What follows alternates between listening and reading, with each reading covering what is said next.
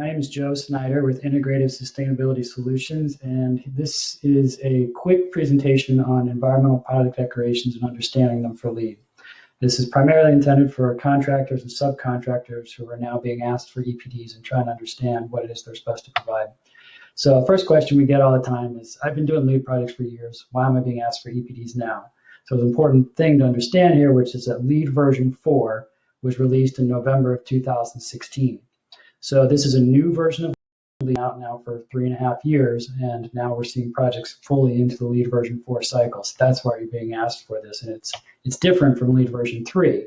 You may be used to these credits, MR4, MR5, recycled content, regional content, and so forth. That information is still in the new version of LEED, but it's kind of been repackaged, and they've added this new concept about disclosure of environmental materials, basically disclosing everything you can about the environmental impacts of a particular product or material, and that's what EPDs are. So, to that point, an EPD is an official statement about a product that meets certain environmental disclosure criteria. It is not a safety data sheet. We often ask for EPDs and get this back. So this is what everybody's used to. It's not a safety data sheet. It's a different document that is provided by the manufacturer. There's two types of them. There's industry-wide and product specific. So we're going to start with industry-wide here. So this one here is from the Joint Compound Drywall, Drywall Finishing Council, and it's for joint compound. So one you can see is clearly labeled there as an EPD. It's usually, these industry-wide ones are usually provided by a trade association of some kind, in this case, the Drywall Finishing Council. There's no specific product or manufacturer, so you can see it's a very generic product there. It just says drywall finishing compound. There's a third party putting the report together down here, which is the ThinkStep group here.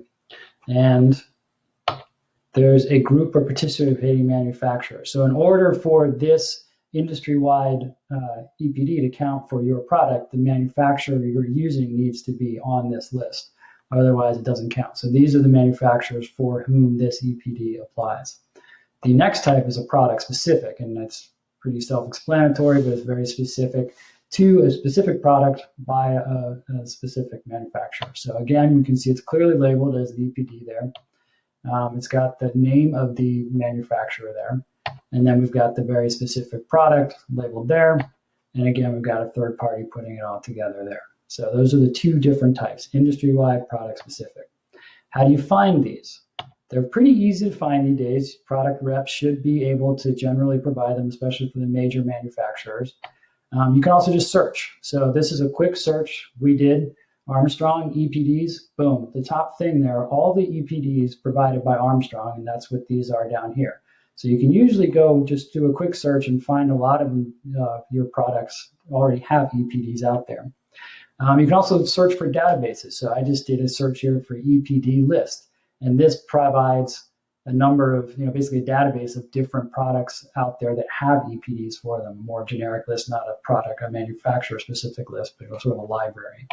I would recommend saving all of these for future submittals. Once you get kind of your basic ones, just set them aside because you'll probably be asked for them again if you're going to be on a LEED project. So what are the LEED EPD goals? It's one, let me say here, the way they're weighted a little bit differently. Product specific are weighted greater than industry wide. So that's something to keep in mind. For LEED NC, on the entire job, we're looking to get 20 EPDs from 5 different manufacturers. For a core and shell job, which doesn't have as much interior, we're just getting 10 EPDs from 3 manufacturers. Generally, as a subcontractor, you're not going to be as concerned about those specific numbers, but that just gives you an idea of what the targets are for the project. So with that, I hope you've learned a little bit more about EPDs and to help you with your LEED projects. Thank you.